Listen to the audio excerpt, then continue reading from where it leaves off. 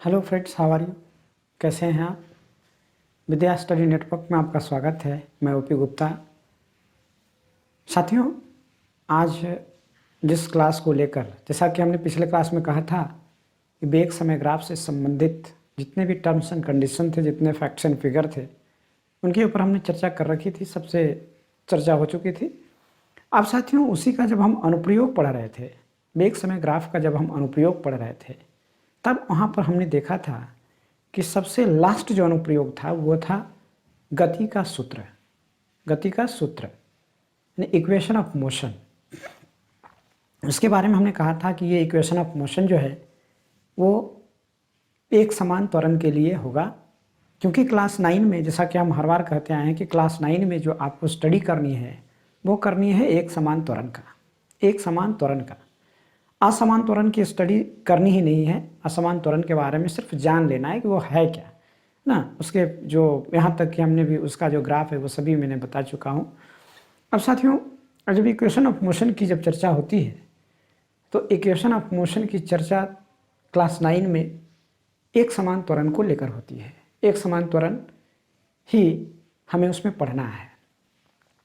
साथियों, जैसा कि ऊपर हेडिंग्स जो हैं वो है ग्राफीय विधि से गति का समीकरण। ग्राफीय विधि से गति का समीकरण। हमने वहाँ पर जो 3 समीकरण पढ़े थे अनुप्रयोग में, वहाँ क्या पढ़े थे? वहाँ पढ़े थे velocity position, velocity time, velocity position, velocity time और पोजीशन टाइम। ये 3 तरह का संबंध हमने वहाँ पढ़ा था। तो ऐसा है कि जब कोई वस्तु एक समान त्वरण से गतिशील है, जब कोई वस्तु एक समान त्वरण से गतिशील है तो उसके द्वारा तय की गई दूरी, लगा समय और उसकी गति के बीच, उसके वेग के बीच, ये 3 चीज़ें जो हैं, उसका वेग, त्वरण और समय, इन तीनों के बीच संबंध स्थापित किया जा सकता है। वो तीनों के बीच जो संबंध स्थापित करते हैं तो हमें 3 तरह का संबंध मिलता है, जिसमें अनुप्रयोग में हम चर्चा किए हैं उस तीनों संबंधों के बारे में। तो वो 3 संबंध जो हैं, वो 3 संबंध हैं वेग समय समीकरण कहा जाएगा इसको। वेग समय संबंध होगा, वेग समय संबंध। जैसा कि पहला में हमने कहा था v = u + at, v = u + at। दूसरा संबंध जो समय और स्थिति के बारे में है, समय और स्थिति, ये दूसरा संबंध है जिसका समीकरण है वो है s = ut + ½ at²। इसको हम समय स्थिति समीकरण भी कहते हैं। इसको समय स्थिति समीकरण भी कहते हैं। और तीसरा जो रिलेशन है वो है वेलोसिटी स्थिति संबंध, यानी वेग स्थिति संबंध। वेग स्थिति संबंध या समीकरण भी इसको कहते हैं। तो यहाँ पर जो होता है v² - u² = 2as। अब साथियों, इस तीनों जो संबंध है, इसकी चर्चा, इसका अनुप्रयोग, इसका उपयोग हमें वहीं करना है जहाँ पर कोई वस्तु एक समान त्वरण से गतिशील है। अगर एक समान त्वरण से गतिशील अगर नहीं है तो ये तीनों संबंध जो हैं वहाँ पर उपयोग नहीं होंगे। यानी ये तीनों का तीनों जो सूत्र आप देख रहे हैं, गति से संबंधित जो सूत्र देख रहे हैं, ये तीनों सूत्र तभी लागू होंगे जब कोई वस्तु एक समान त्वरण से गतिशील होगा, है ना। ये बात आपको अपने दिमाग में रखना है कि ये फार्मूला तभी यूज़ होगा जब कोई वस्तु एक समान त्वरण से गतिशील होगा, चाहे वो त्वरण घटता हुआ हो या बढ़ता हुआ हो, है ना। घटता हुआ या बढ़ता हुआ, इससे कोई मतलब नहीं है। बस मतलब ये है कि त्वरण सामान्य होना चाहिए, एक समान त्वरण होना चाहिए। जब एक समान त्वरण की कंडीशन आएगा तो हम ये तीनों के तीनों फार्मूला का हम उपयोग वहाँ कर सकते हैं। तो साथियों, ये तीनों जो फार्मूला जो आप देख रहे हैं, इसे हम ग्राफ से ड्राइव करते हैं। ये फार्मूला ऐसे ही यहाँ लिख दिया गया तो ऐसे ही कहीं से तो नहीं आ गया। साइंस में एक बहुत ही अच्छी चीज़ ये है कि साइंस किसी भी चीज़ को वो उसको सबूत के आधार पर मानता है। जब तक उसका कोई ठोस सबूत नहीं मिले तब तक उस चीज़ को नहीं मानता। और इसलिए जब ये समीकरण है तो ये समीकरण कहाँ से आया है, कैसे ड्राइव हुआ है, ये समीकरण जो प्राप्त हुआ है वो कहाँ से प्राप्त हुआ है, इन सभी चीज़ों की चर्चा हम आगे करेंगे। जैसा कि हम कह चुके हैं कि ये तीनों समीकरण जो है एक समान त्वरण से गतिशील वस्तु के द्वारा तय की गई दूरी, लगा समय एवं उत्पन्न वेग के बीच का संबंध है, उत्पन्न वेग के बीच का संबंध है। तो साथियों, जब इस तीन चीज़ की चर्चा होती है तो ये तीनों चीज़ जो है, ये तीनों फैक्ट्स जो हैं हमको वेग समय ग्राफ में मिलते हैं। किस में मिलते हैं? वेग समय ग्राफ में। वहाँ वेग भी होता है, टाइम भी होता है और तय की गई दूरी भी वहाँ, जैसा कि हमने पिछले वेग समय ग्राफ में पढ़े हैं, उसमें हमने इन तीनों चीज़ों के बारे में चर्चा भी की है। तो साथियों, इस फिगर को प्राप्त करने के लिए, इस फार्मूला को प्राप्त करने के लिए हमें वेग समय ग्राफ लेना पड़ेगा। तो जैसा कि हम इस फार्मूला को ड्राइव करने जा रहे हैं, तो पहला फार्मूला हमारा है वेग समय संबंध के लिए समीकरण। पहला क्या है? वेग समय संबंध के लिए समीकरण कहता है एक समान त्वरण से गतिशील वस्तु के वेग समय ग्राफ लेते हैं, जिसमें कहता है कि एक समान गतिशील वस्तु के वेग समय ग्राफ लेते हैं। तो एक समान गतिशील वस्तु का वेग समय ग्राफ कैसा होता है, ये तो मैं आपको पढ़ाया हूँ।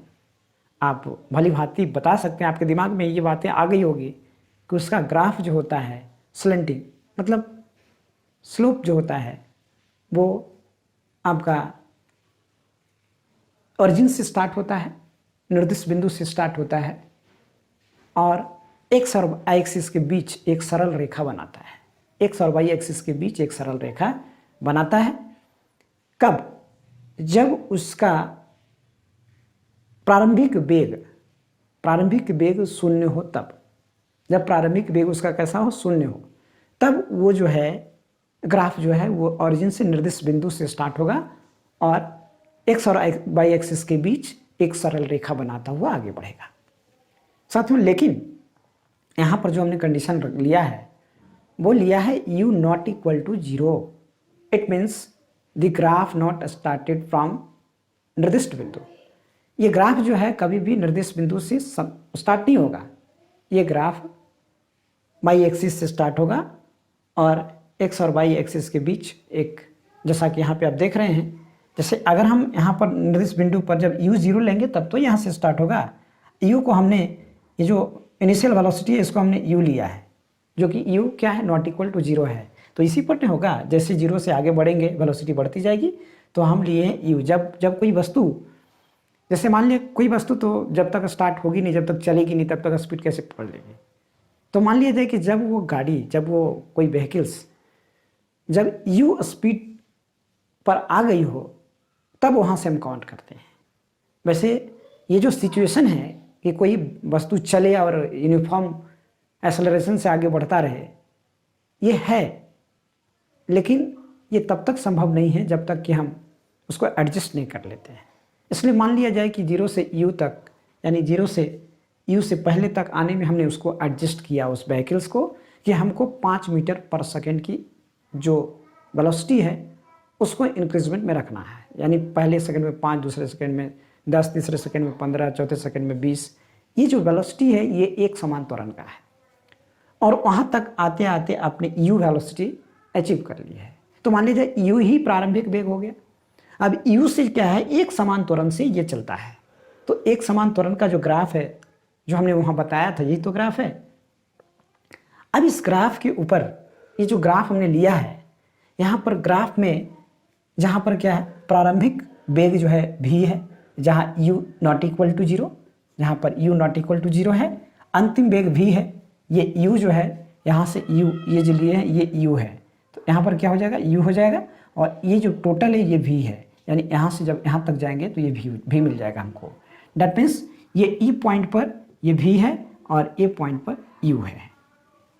ओके, अब हम जब चलते हैं, समय अंतराल क्या है? t है। ये o से c तक का जो समय है उसको हम t ने रख के t लिए हैं। और अब हम बनावट की चर्चा करेंगे। इसकी बनावट क्या होगा, कैसे हम, जैसे मान लीजिए ग्राफ हम लिख दिए तो क्या इससे प्राप्त हो जाएगी? नहीं, हमें एक बनावट की आवश्यकता होगी। उस बनावट में जैसा कि हमने कहा था कि हमको हमेशा दो लंबवत रेखा खींचना पड़ेगा। कैसे? जब हम उसके पोजीशन को जानने का प्रयास करेंगे, जब उसकी स्थिति को जानने का प्रयास करेंगे। तो जब चलते हुए जब बी पर पहुंचा तो बी की स्थिति हम कैसे प्राप्त करेंगे? तभी प्राप्त करेंगे जब हमको उस बी से, उस पॉइंट बी से, बिंदु बी से एक लंबवत रेखा एक्स एक्सिस पर और दूसरा लंबवत रेखा वाई एक्सिस पर ड्रॉ करेंगे, खींचेंगे। तो हमने बनावट में यही रखा है। यहाँ जो बनावट है, इस वेग समय ग्राफ ए बी के बिंदु बी से दो लंबवत रेखा बी सी एवं बी ई क्रमशः एक्स एक्सिस और वाई अक्ष पर खींचते हैं। ये बनावट है, ये आपको करना पड़ेगा, ये बनावट है। अब जहाँ क्या होगा, जहाँ ओ ए हो जाएगा प्रारंभिक, जहाँ जब खींचते हैं तो ओ ए जो हो जाएगा प्रारंभिक वेग हो जाएगा, ओ ए जो है प्रारंभिक वेग हो जाएगा और ओ ई जो है ये अंतिम वेग हो जाएगा, है ना। जैसा कि यहाँ पर अगर बी सी को लेंगे तो बी सी क्या हो जाएगा, ये इसके पैरेलल हो जाएगा और यहाँ पर जो है अंतिम वेग और वी ओ सी क्या हो जाएगा, ओ सी समांतराल हो जाएगा। तो इस प्रकार से जब हम खींचते हैं, अब हम चलते हैं ग्राफ में। ग्राफ में क्या कहता है, अब इतना हमने कर ली है, ये बनावट हमने कर लिया है। अब कहता है कि अब एक और बनावट आपको करना पड़ेगा।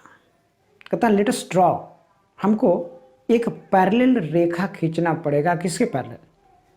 इस समय अक्ष के समानांतर एक रेखा खींचना पड़ेगा हमको, ए डी जो है एक पैरेलल लाइन खींचना पड़ेगा। ये जो ए डी है, इस ए डी जो है ये एक पैरेलल लाइन खींचना पड़ेगा, just like a parallel line to, ये ए डी एक पैरेलल लाइन खींचना पड़ेगा ओ सी की। क्यों खींचना पड़ेगा? क्योंकि हमारा जो ग्राफ होगा, ये जो ग्राफ होगा वाकई में ये ए डी जो होगा यहीं से न लेंगे, ये जो ग्राफ आपका जो ग्राफ है वो इसका बेस ये होगा, है ना, ए डी होगा। That's why we draw A D parallel to O C. इसके लिए हम क्या किए हैं कि ए डी को ओ सी के पैरेलल ड्रॉ किए, खींचे हैं। अब हम ग्राफ से चलते हैं। अब ग्राफ से क्या मिलता है? सबसे पहले अगर ग्राफ में हम जाएंगे तो इस ग्राफ में हम देख रहे हैं कि बी सी जो है, बी सी क्या है, ओ ई के बराबर है। बी सी क्या है, ओ ई के बराबर है, क्योंकि ये दोनों आपस में पैरेलल है ना। तो ओ ई जो है, O E is equal to B C. तो बी सी बराबर क्या होगा, B D plus D C. B C बराबर B D plus D C होगा। जहाँ तो यही चीज़ यहाँ पे हमने लिखा है कि बी सी बराबर B D plus D C और B D is equal to B D plus O A. जैसे ये जो बी डी आपने लिया है, B D plus D C बराबर हमने ले लिया है ओ ए। क्यों? क्योंकि ये पैरेलल लाइन है एक दूसरे के, इसलिए ओ ए जो होगा डी सी के बराबर होगा। दैट्स वाई यहाँ पर बी डी बराबर ओ ए। अब कहता है उपरोक्त में बी सी एवं ओ ए का मान रखने पर, तो बी सी का मान क्या है, भी है, जैसा कि हम यहाँ पर ले चुके हैं। यहाँ पर हमने लिया है, यहाँ बी सी बराबर क्या है, अंतिम वेग है, भी है। देखो यहाँ पर हमने कर रखा है ओ ई बराबर बी सी बराबर अंतिम वेग बराबर भी, ठीक है। तो जब हम इस उपरोक्त जो ये है, उपरोक्त जो समीकरण है, इसमें जब हम मान रखते हैं तो बी सी बराबर भी is equal to B D plus U, जहाँ ओ ए बराबर क्या है, ओ ए बराबर क्या है, यू है। जहाँ यू है तो यू को रखा है तो v is equal to B D plus U. Then B D बराबर क्या होगा, जब हम इसको u को इधर लाएंगे तो बी डी बराबर हो जाएगा v minus U. Then B D is equal to v minus U. इसको हम पहला समीकरण मान लेते हैं। ये हमारे ग्राफ से ये पहला समीकरण मिला है। हमारे ग्राफ से जो मिलने वाला समीकरण कैसा समीकरण, पहला समीकरण है। अब हम चलते हैं, फिर ग्राफ से ही चलते हैं, क्योंकि इस ग्राफ से जो इन्फॉर्मेशन मिलता है हमको त्वरण का मिलता है। तब देखते हैं त्वरण से क्या मिलता है। तो जब हम स्लोप की जब बात करते हैं, स्लोप की, यहाँ से जब स्लोप की बात करते हैं तो स्लोप का मतलब ढाल का मतलब त्वरण। तो त्वरण का मतलब हम वहाँ भी बता चुके हैं कि बाई एक्सिस में परिवर्तन बटे एक्स एक्सिस में परिवर्तन। तो बाई एक्सिस में किसको रखें, वेग को रखे हैं तो वेग में परिवर्तन, और एक्स एक्सिस में किसको रखे हैं, टाइम को रखे हैं तो समय में परिवर्तन। तो इस दोनों चीज़ों को हमने रखा है यहाँ पर, बाई अक्ष में परिवर्तन बटे एक्स अक्ष में परिवर्तन।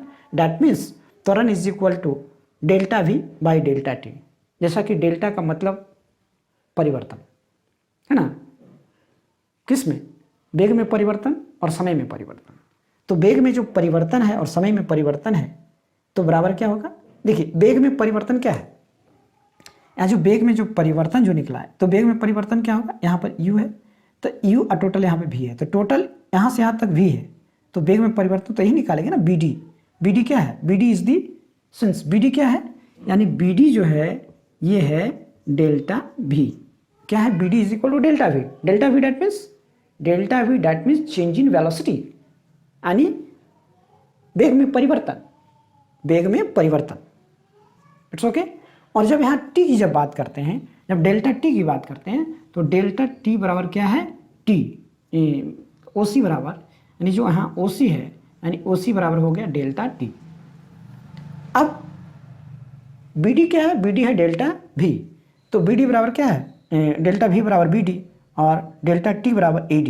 ad डैट मीन्स क्या, ad ये अब जब यहाँ तक हम कंसिडर कर रहे हैं तो यही ना, क्योंकि ये जो ग्राफ है हमारा इसी को हम लेंगे तो ad क्या है, ग्राफ है, ad क्या है,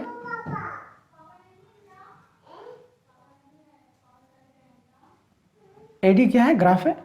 तो ये जो ad क्या है, ad जो है ये टाइम एक्सिस है, ad क्या है, टाइम एक्सिस है। तो इस टाइम एक्सिस को जब हम लेते हैं तो डेल्टा t बराबर ad that means bd by OC. यहाँ पर ad को हमने यहाँ पर ले रखा है कि ad बराबर ओसी, यानी ad जो है ओसी के समानांतर है, ad क्या है, ओसी के समानांतर है, इसलिए ad बराबर ओसी को लिया, तो यानी bd बराबर ओसी। अब जब हम यहाँ पर त्वरण मीन्स a, bd बराबर ओसी, तो यानी bd बराबर क्या है, bd फ्रॉम इक्वेशन 1, तो यहाँ bd बराबर v माइनस यू और ओसी बराबर t। देन bd जो वैल्यू हम पुट करेंगे, यहाँ पर हमने इसको इंडिकेट कर दिया है कि bd बराबर v माइनस यू है और ओसी बराबर t है मान रखने पर। तो मान रखने पर हमको क्या मिलता है, मान रखने पर हमको जब ये मिला यानी a बराबर v minus U by T, a बराबर v minus U by T. That means अगर हम इसका हम सॉल्यूशन करते हैं, इसका हम अगर हम सॉल्यूशन करते हैं यहाँ पे तो ये मिल जाएगा, जब a को t से मल्टीप्लाई करेंगे, a t से मल्टीप्लाई होगा तो यानी v minus U by is equal to v minus U is equal to A T, v minus U is equal to A T. Then v is equal to u plus A T. जब v को रखेंगे, u को उस तरफ ले जाएंगे तो positive हो जाएगा, तो v is equal to u plus A T. This is the relation, यही रिलेशन तो है, यही तो रिलेशन हमको फाइंड आउट करना है। यहाँ पे देख रहे हैं, this is the relation v is equal to u plus A T. ये कौन सा रिलेशन है, समय वेग समय समीकरण है, ये वेग समय समीकरण भी कहा जाता है। तो हम अब वेग समय समीकरण के, वेग समय जो संबंध से जो समीकरण फाइंड आउट होता है, जो समीकरण निकलता है, उसकी हम यहाँ पर डिराइव कर चुके हैं, वो प्राप्त हो चुका है। और इसको v is equal to U plus A T को ही हम वेग समय समीकरण या वेग समय संबंध से संबंधित समीकरण कहते हैं। तो साथियों, ये पहला फार्मूला आपका हो चुका है, पहला फार्मूला हमने डिराइव कर चुके हैं। अब हम दूसरे फार्मूला की ओर चलेंगे जहां पर समय स्थिति समीकरण होगा या समय स्थिति से संबंधित समीकरण। अरे ओके साथियों, जैसा कि अभी हमने जो स्टडी की वो क्या था, वेग समय से संबंधित समीकरण का स्टडी किया। इससे ऊपर जो अभी स्टडी की वो क्या किया, वेग समय समीकरण से संबंधित समीकरण का जो है हमने डेरिवेशन निकाला, उससे अध्ययन किया। वहाँ पर हमने जो निकाला था वो निकाला था v is equal to U plus A T. इसका मतलब हो गया कि अंतिम वेग बराबर प्रारंभिक वेग प्लस त्वरण गुणे समय। Is it clear? तो पहले कंडीशन का जो था वो क्लियर हो चुका है। अब दूसरे कंडीशन की स्टडी हम करेंगे जिसको कि हम समय स्थिति समीकरण कहते हैं। समय स्थिति संबंध से समीकरण, समय स्थिति संबंध से समीकरण की समीक्षा करेंगे, उसका हम देखेंगे क्या होता है, कैसे होता है, क्या समीकरण कैसे बाहर निकल कर आते हैं। साथियों, जैसा कि हम हर बार कहते हैं कि ये सारे समीकरण, चाहे वो वेग समय समीकरण हो या समय स्थिति समीकरण हो या वेग स्थिति समीकरण हो, ये तीनों समीकरण जो यूज होगा वो वैसे स्थिति में यूज होगा जब कोई वस्तु समान त्वरण से, एक समान त्वरण से गतिशील होगा। क्लियर है? तो अगर हम समय स्थिति से संबंधित अगर समीकरण की अगर समीक्षा कर रहे हैं, अगर उसको हम डेराइव करने का प्रयास कर रहे हैं, अगर हम उसको फाइंड आउट करने का प्रयास कर रहे हैं, तो हमें एक समान त्वरण से गतिशील वस्तु के से संबंधित डाटा को लेना पड़ेगा। क्लियर है? अब साथियों हम चलते हैं, जैसा कि ये समीकरण जो है, दूसरे जो समीकरण है s is equal to U T plus half E T square, जहाँ s क्या है, तय की गई दूरी है, u क्या है, प्रारंभिक वेग है, t क्या है, लगा समय है। तो ये समय का किस में लगा, u से, यानी प्रारंभिक वेग से अंतिम वेग पहुंचने में जो समय लगा वो समय है, और ये हाफ तो न्यूमरल वैल्यू है, और a क्या है, त्वरण है, और t क्या है, टाइम है, जैसा कि हमने यहाँ पर भी t का जो जिक्र किया वो है। अब हम चलते हैं, अब हम देखते हैं ये सारी स्थिति जो है वो उसी, जैसा कि हमने a में पढ़ा था, फार्मूला जो पहला जो निकाला था उसमें जो पढ़े थे, सारी स्थिति सब चीज़ वही है। बस इसमें है क्या कि इसमें हमको जो ध्यान देना है वो ध्यान देना है समय और स्थिति की। जब स्थिति की हम समीक्षा करते हैं, किसी भी वस्तु का, किसी भी ऑब्जेक्ट की जब स्थिति की समीक्षा करते हैं, जब स्थिति को जानने का प्रयास करते हैं, तो सबसे पहले हमें डिस्टेंस की ज़रूरत होती है, सबसे पहले हमें दूरी की ज़रूरत होती है। कहाँ से? एक निर्देश बिंदु से। जैसे आपके घर से आपके स्कूल की दूरी, अगर कोई पूछे स्कूल की दूरी क्या है, तो आप ऑटोमेटिकली अपने घर को आप क्या मान लेते हैं, निर्देश बिंदु मान लेते हैं कि यह जो है हमको घर से, मतलब हमारे घर से यह स्कूल की दूरी पूछ रहा है। यदि आप मान लिया स्कूल के बीच में हैं, स्कूल और घर के बीच में हैं, और कोई पूछ दिया कि स्कूल कितना दूर है, तब भी क्या आप अपना रेफरेंस पॉइंट अपने घर को मानते हैं, निर्देश बिंदु घर को मानते हैं? नहीं, उस बीच की दूरी पर जहाँ भी कोई चीज़ है उसको निर्देश बिंदु मान करके आप बताते हैं कि उस स्कूल की जो दूरी है वो हमारे घर से आधा है। अरे ओके। अब साथ में जब इसकी चर्चा हो चुकी है, जब स्थिति की जब चर्चा हो चुकी है, स्थिति जब मतलब कि डिस्टेंस जाना जरूरी है, तो डिस्टेंस कैसे? अगर कोई वस्तु अगर समान त्वरण से अगर गतिशील है तो किसी न किसी प्रकार का दूरी तो तय किया होगा। अब उस दूरी के संबंध में जो फार्मूला, जो समीकरण निकलते हैं, उसी समीकरण का हम यहाँ डेरिवेशन करेंगे, उसी समीकरण को हम यहाँ पर फाइंड आउट करने का प्रयास करेंगे। साथियों, जैसा कि कहा गया है कि एक समान त्वरण से गतिशील वस्तु के वेग समय ग्राफ को लेते हैं, जिसमें प्रारंभिक वेग u है, जहाँ u नॉट इक्वल टू 0 है, s है तय की गई दूरी, उस वस्तु के द्वारा तय की गई दूरी, और अंतिम वेग v है, समय अंतराल t है। जैसा कि क्वेश्चन नंबर 1 में, यानी जब हम इक्वेशन 1 का जब समीक्षा कर रहे थे, जब इक्वेशन 1 को जब हम फाइंड आउट कर रहे थे, उस समय भी हमने दो बनावट किए थे।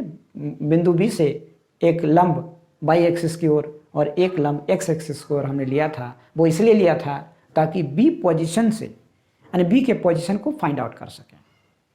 मतलब समय t में, यानी t समय में ये जो ऑब्जेक्ट है, ये जो चलती हुई गतिशील वस्तु है, ये B पॉइंट पर है, और तब जब इसका वेलोसिटी क्या है, v है। तो ये बनावट हो गई, ये बनावट हमने करनी पड़ी है इसमें। तो ये बनावट हो गई कि इस वेग समय ग्राफ AB के बिंदु B से दो लंबवत रेखा BC और BE क्रमशः x एक्सिस और y एक्सिस पर खींचते हैं। अब जब हम खींचते हैं तो इससे कुछ इन्फॉर्मेशन आते हैं। जैसे अब खींचे तो OA बराबर प्रारंभिक वेग है, से OA जो है, यहाँ से OA प्रारंभिक वेग है, और OE बराबर BC, OE यानी OE बराबर क्या हो गया, BC। ये टोटल, चूंकि ये जो है एक दूसरे का पैरेलल है और ये परपेंडिकुलर भी है, इसलिए BC जो है वो OE के बराबर होगा। ओके, तो OE बराबर BC बराबर अंतिम वेग बराबर v। अंतिम वेग इसलिए लिख दिए ताकि आप कंफ्यूज ना हो कि ये v है क्या, इसलिए अंतिम वेग। अब OC जो है, जैसा कि आपको पता है, ये समय है, समय अंतराल है। OC क्या है, समय अंतराल है, तो OC समय अंतराल बराबर t। और यहाँ पर एक चीज़ जो हमने लिया है वो ये लिया है कि BD, ये जो BD है, तो BD बराबर क्या है, BD हेयर इंडिकेटेड, BD जो क्या है, ये चेंज इन वेलोसिटी है। क्या, change in velocity, that means BC minus DC, BC minus DC, जहाँ BC बराबर किसके, OE के, और DC बराबर है OA के। दैट मीन्स कि BD बराबर V minus U। B D बराबर वी माइनस यू।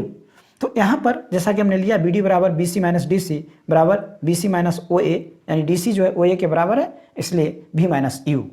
अब ए डी रेखा ओ सी के समानांतर खींचते हैं। अब हम जो है अब इस रेखा को खींचने की आवश्यकता क्यों पड़ी?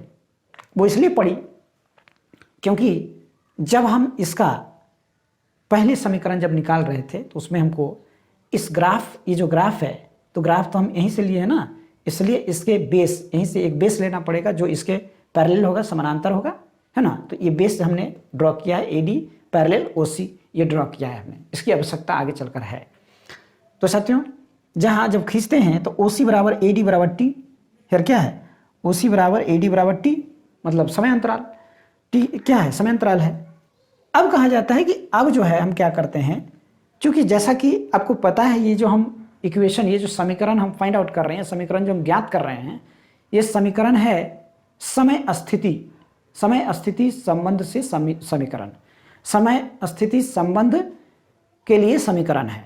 तो समय स्थिति का मतलब डिस्टेंस, तो डिस्टेंस तो निकालना पड़ेगा, मतलब हमको डिस्टेंस, तय की गई दूरी और समय के बीच एक ऐसा रिलेशन, एक ऐसा संबंध ड्रॉ करना पड़ेगा, एक ऐसा संबंध ज्ञात करना पड़ेगा जो फार्मूला के रूप में S is equal to U T plus half A T square के रूप में वो ज्ञात होकर आएगा।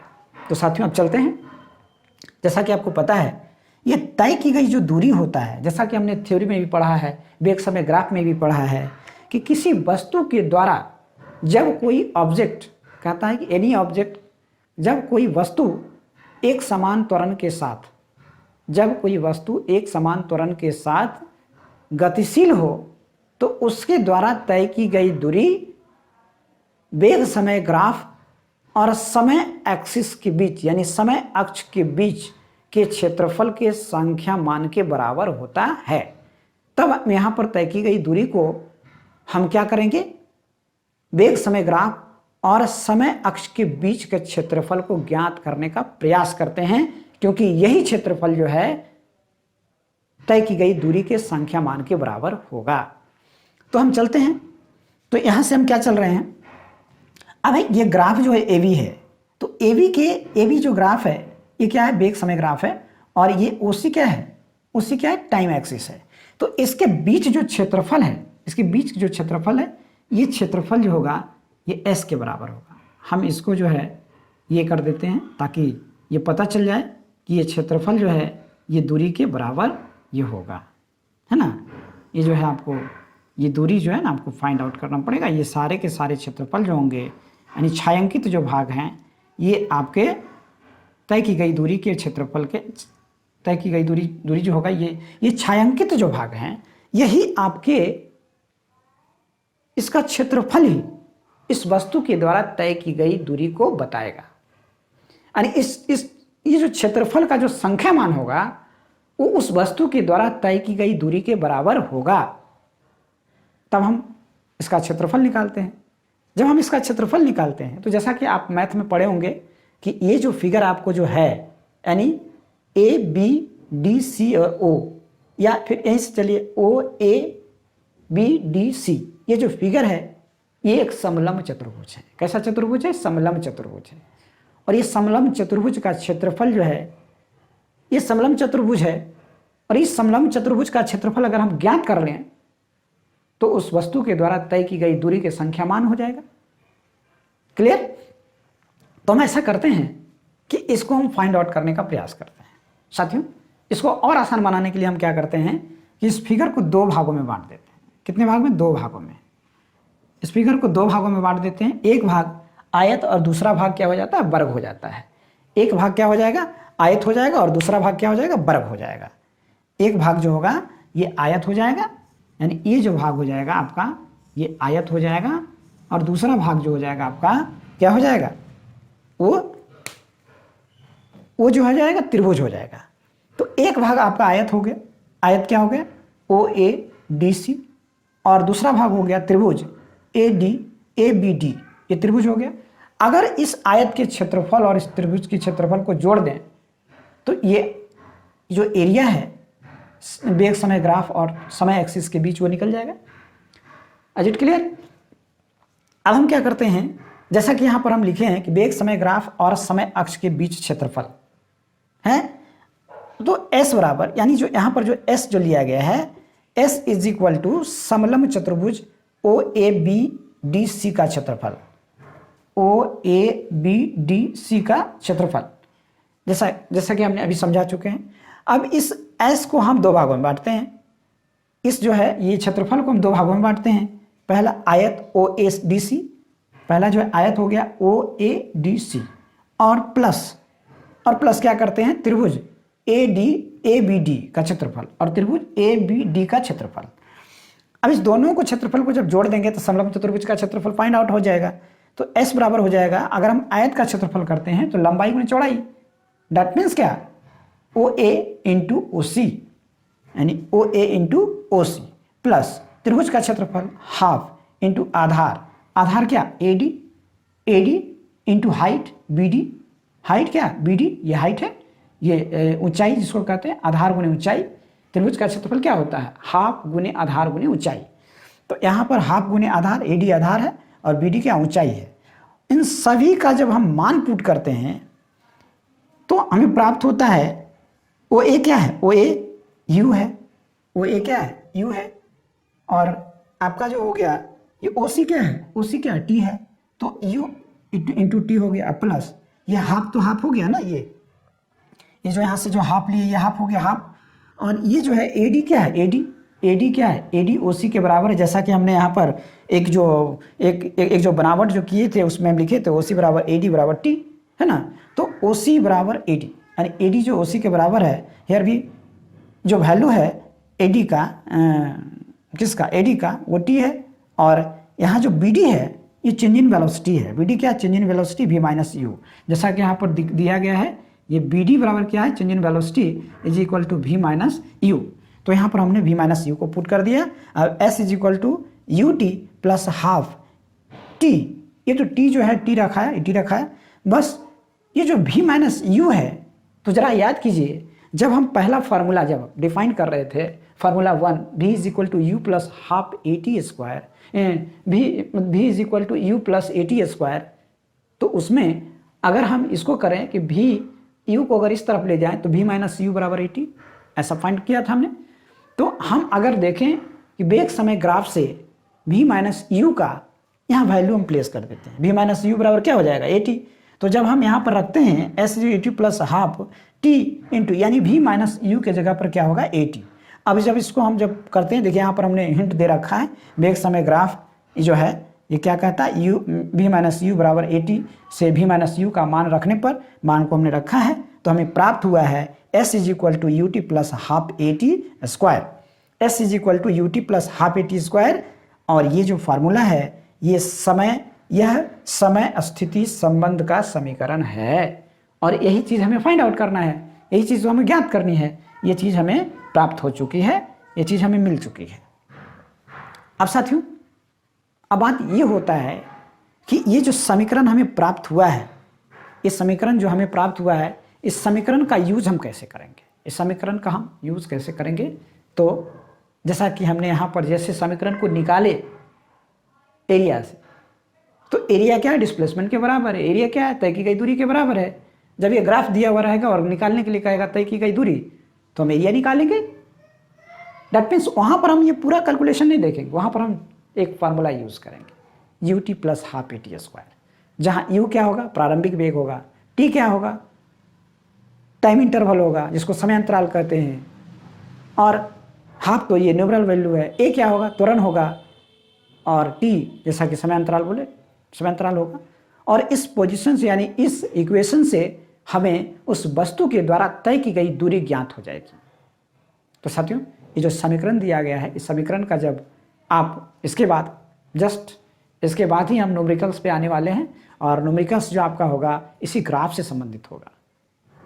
ओके, तो साथियों, जैसा कि हमने दूसरा भी, ये जो दूसरा समीकरण है इसको भी हमने फाइंड आउट कर रखा है, फाइंड आउट हो गया, और हमें ज्ञात है, हमें ऐसा लगता है कि किसी प्रकार का कोई कन्फ्यूज़न हमने नहीं छोड़ा है। हाँ, एक कन्फ्यूज़न हो सकता है, वो ये हो सकता है कि अगर U इज इक्वल टू 0 लेते तो क्या होता है।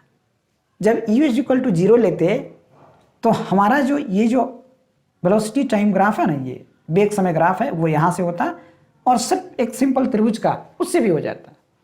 तो वहाँ पर क्या होता, वहाँ पर आपको ये जो है ut जो है ut, क्योंकि u जीरो हो जाता है, u क्या हो जाता है, जीरो। जब u जीरो हो जाता है तो ये टर्म खत्म हो जाता है, मतलब s is equal to half at² हो जाता है।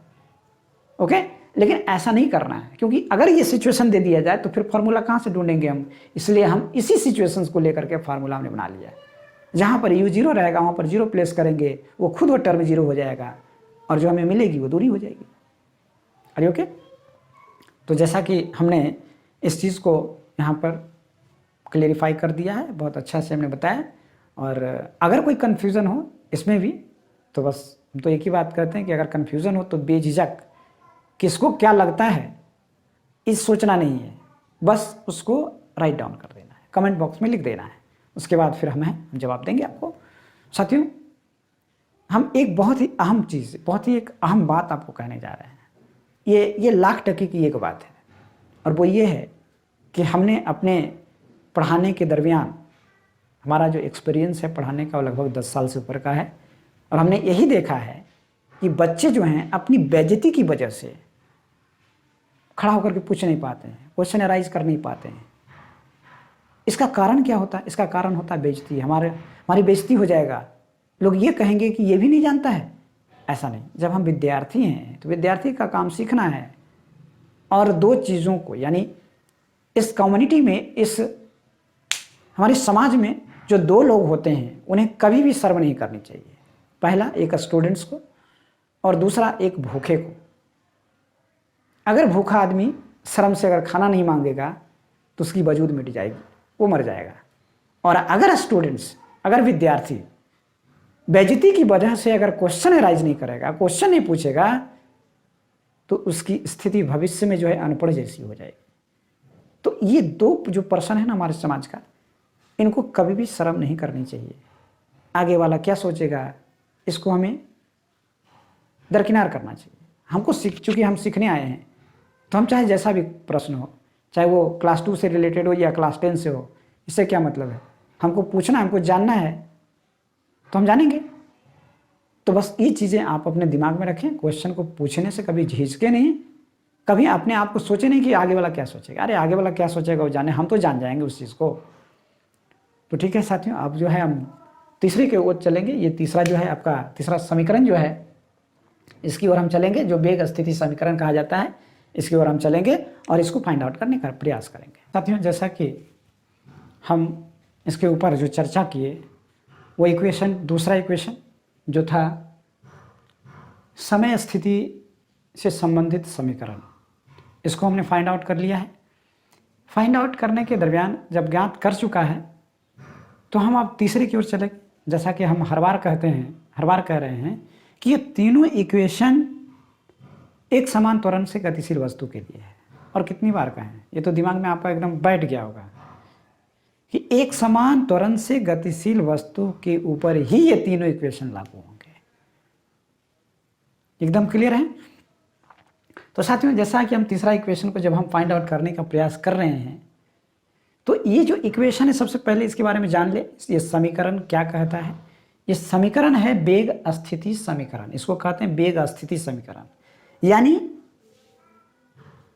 इसके द्वारा जो वेग है, वस्तु के द्वारा जो वेग अचीव किया गया है, जो वेग प्राप्त किया गया है समय में, समय अंतराल में, उसका संबंध उसके द्वारा तय की गई दूरी के साथ ज्ञात करना है। जैसा कि फार्मूला है v² minus u² is equal to 2as।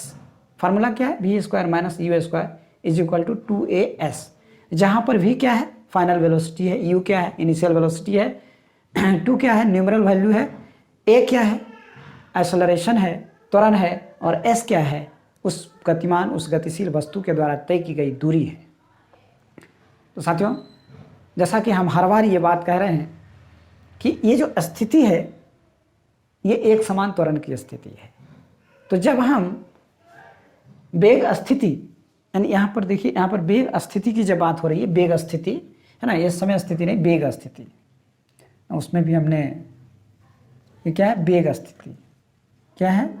ये जो है वेग स्थिति, वेग स्थिति, और ये कंडीशन आपका है तीसरा, 1 2 3, ये तीसरा कंडीशन है। तो साथियों यहाँ पर वेग स्थिति संबंध के लिए समीकरण कहता है एक समान त्वरण से गतिशील वस्तु के वेग एवं समय ग्राफ लेते हुए जिसमें प्रारंभिक वेग u है, जहाँ u not equal to 0, s तय की गई दूरी है, अंतिम वेग v है और समय अंतराल t है। जैसा कि हम तीनों समीकरण में तो यही चल रहे हैं। अब बनावट जो है वो सेम है, b पोजीशन से, जो b जो पोजीशन है यानी b जो ab जो इसका वेग समय ग्राफ है, उसमें जो पोजीशन b है यानी b का जो पॉइंट है, वहाँ से हम दो लंबवत रेखा x एक्सिस और y एक्सिस पर खींचते हैं ताकि समय अंतराल t में उस ऑब्जेक्ट यानी वो गतिशील वस्तु का पोजीशन पता चल सके, स्थिति पता चल सके कि वो वस्तु स्थिति है, वो आखिर में वस्तु है कहाँ। तो इसके लिए हम दो लंबवत लाइन लिए हैं। तो जैसा कि यहाँ पर दिया गया बनावट में, इस वेग समय ग्राफ वेग समय ग्राफ क्या है, AB के बिंदु B से दो लंबवत रेखा BC एवं B क्रमशः x अक्ष और y अक्ष पर खींचते हैं। जहाँ पर क्या होगा, जैसा कि हर बार हम कह रहे हैं, जहाँ पर OA प्रारंभिक वेग होगा u, OE बराबर BC बराबर अंतिम वेग होगा v, OC समय अंतराल t, BD is equal to BC minus DC is equal to BC minus OA is equal to v minus u। अब है AD रेखा OC के समानांतर खींचते हैं।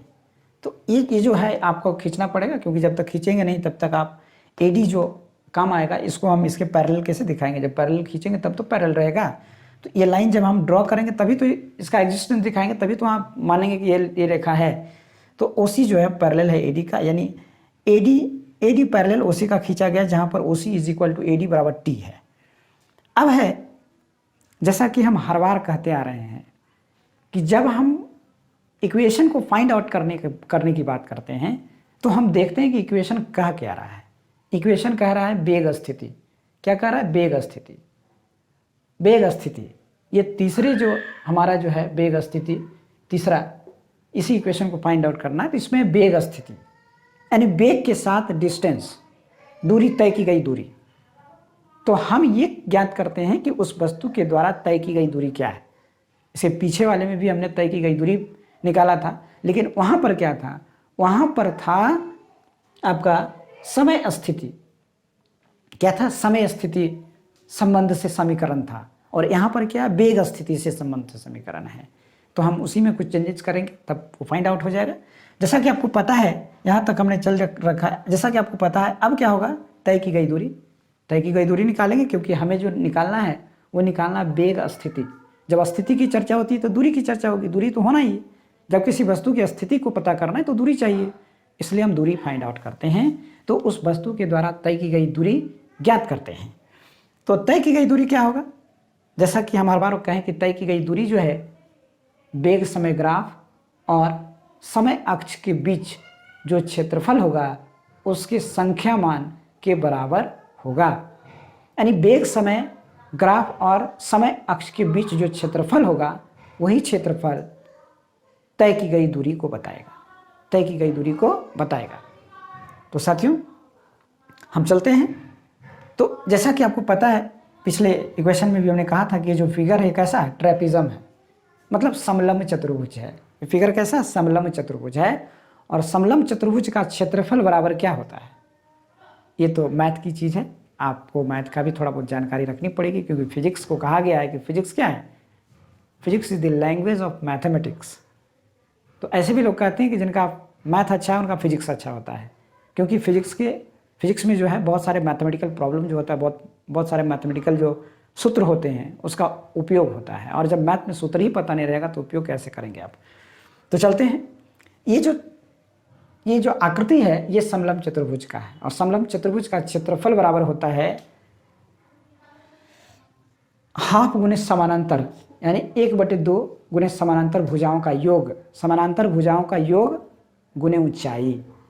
हाफ यानी 1/2 इंटू समानांतर भुजाओं का योग मतलब जोड़, जो समानांतर भुजा है उसके जोड़, उसके लंबाई का जोड़ और गुने ऊंचाई, ये समलंब चतुर्भुज का क्षेत्रफल होता है। तो जैसा कि यहाँ पर समानांतर चतुर्भुज जो है उसको हम फाइंड आउट करते हैं। तो समानांतर चतुर्भुज का योग इंटू ऊंचाई।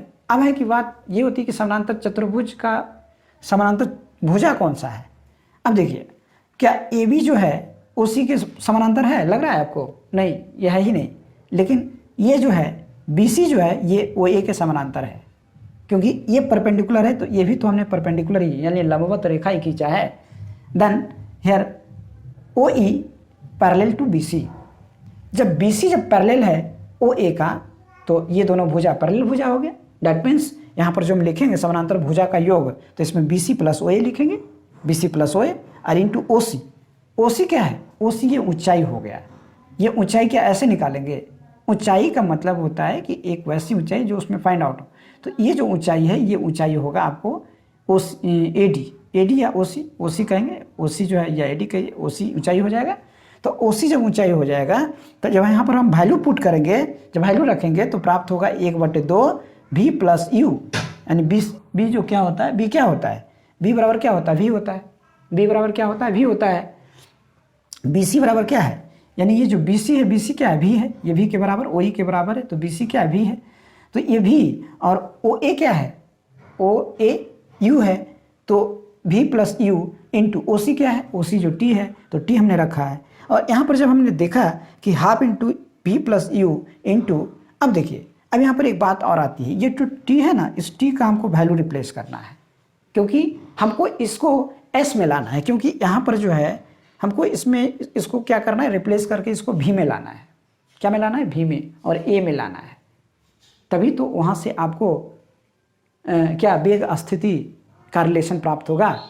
तो ये आएगा कहाँ से? ठीक उसी तरह फिर उसी में जाएंगे, किस में, वेग समय ग्राफ में। तो जब वेग समय ग्राफ में जाते हैं तो जो हमने फाइंड आउट किया था v is equal to U plus A T, तो ए टी बराबर क्या हो जाएगा, v माइनस यू। जब टी इज इक्वल टू क्या होगा, v minus U by A, V minus U by A, V minus U by A. तो t का जो वैल्यू है ना, ये t का जो वैल्यू हमने प्राप्त किया है कहाँ से, यहाँ से वेग समय जो समीकरण है उससे। तो वेग समय समीकरण से जो t का जो वैल्यू हमने प्राप्त किया है, इस वैल्यू को t के जगह हम प्लेस कर देते हैं। जब t के जगह जब हम रखते हैं इस वैल्यू को, तो हमें प्राप्त होता है, देखिए जब इसका कैलकुलेशन कीजिएगा तो ये 2 और a नीचे है, 2 और a नीचे है, तो 2a क्रॉस मल्टीप्लिकेशन करेंगे तो 2as हो जाएगा। तो 2as बराबर v plus U into V minus U, V plus U, और ये बच जाएगा v माइनस यू, क्योंकि a तो चला जाएगा इसके साथ। तो 2as बराबर v plus U into V minus U. जब हम इसका और कैलकुलेशन करते हैं तो 2as बराबर V square minus U square. यहाँ पर आपको एक जो है मैथमेटिकल फार्मूला फिर यूज़ करना पड़ेगा। जो फार्मूला है A square minus B square, A square minus B square is equal to A plus B into A minus B. ये फार्मूला आपने पढ़ा है। तो अगर A plus B into A minus B अगर है तो हम उसको A square plus B square, A square minus B square लिख सकते हैं। तो यहीं पर हमने लिखा है कि अगर v प्लस यू और इंटू वी माइनस यू है तो इसको हमने V square minus U square यहाँ पर हमने रखा है, उस फार्मूला का यूज़ किया है। और जब इस फार्मूला का यूज़ किया है तो वी स्क्वायर बराबर हो गया वी स्क्वायर बराबर यू स्क्वायर प्लस 2as। ये क्या है, दिस इज दी वेग स्थिति समीकरण। ये जो समीकरण है वेग स्थिति समीकरण है, और हम इसी समीकरण को ज्ञात करने का प्रयास कर रहे थे और ये समीकरण हमें प्राप्त हो चुका है। That means v is equal to U plus 2as। ये क्या है, ये हमारा रिक्वायर्ड इक्वेशन था, ये रिक्वायर्ड समीकरण था जिसको हमने प्राप्त किया। अब साथियों, जैसा कि हम हर बार कहते हैं, अगर कोई कन्फ्यूज़न हो, कोई क्वेश्चन हो, कोई परेशानी हो, कोई शिकायत हो, तो आप कमेंट बॉक्स में ज़रूर लिखिए। और एक बात आपसे हर बार जो मैं कहता हूँ, हमारे चैनल को सब्सक्राइब कीजिए, ताकि आपके पास मेरे द्वारा डाले गए हर एक वीडियो, अपलोड हुए हर एक वीडियो का नोटिफिकेशन जाए और आप इसे देख सकें। साथियों, अब जो रिलेशन जो था, जो ये समीकरण का ग्राफीय विधि से गति का जो समीकरण था, ये भी समाप्त हो चुका है। अब इसके आगे जो हम करेंगे वो करेंगे न्यूमेरिकल्स। तो न्यूमेरिकल्स बेस्ड होगा ग्राफ के ऊपर, जो न्यूमेरिकल्स आएंगे वो ग्राफ के ऊपर बेस्ड होगा। और जैसा कि हम हर बार कहते हैं कि हमारा जो बेस है, हम जो बुक फॉलो कर रहे हैं वो है NCERT। तो NCERT में जितने भी प्रॉब्लम्स होंगे उसका हम सॉल्यूशन एकदम करवा देंगे, एक एक प्रॉब्लम का सॉल्यूशन करवाएंगे। इसमें कहीं कोई कन्फ्यूज़न नहीं रहना चाहिए। और जहाँ तक सवाल है आपके वीडियो को लेट आने का, तो साथियों जैसा कि आप जान रहे हैं कि जो स्थिति है वो बहुत ही दूसरे ढंग की स्थिति है। कोई भी आदमी फ्री होकर काम नहीं कर पा रहा है। इसका मतलब ये हुआ कि हम जो वीडियो, जैसे अब 3 दिन से मेरे यहाँ आकर के वीडियो पड़ा हुआ है, लेकिन अब हम बाहर जा नहीं रहे हैं कि हम उसको वहाँ जा कर के दे एडिट करवा करके फिर उसको अपलोड करें, ऐसा हो नहीं पा रहा है। तो साथियों ये सब हैमर हो रहा है। कुछ हमारी जो स्थिति है, जो पटना की जो स्थिति है, जो आसपास की जो स्थितियाँ हैं कोरोना वायरस को लेकर के, वो काफ़ी भयाक्रांत है। हर आदमी सेफ रहना चाहता है। अगर हम जिंदा रहेंगे तभी तो आपको पढ़ाएंगे आगे, क्या? तो साथियों चलिए, अब ये ख़त्म हो चुका है। अब आगे जो होगा मेरा न्यूमेरिकल्स के ऊपर मेरा ध्यान होगा, और हम चाहेंगे कि जितना जल्द हो सके ये क्लास आपको रेगुलर कर दिया जाए।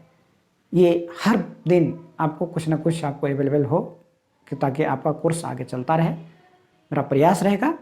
साथियों अब हम न्यूमेरिकल्स की ओर अगले वीडियो में चलेंगे।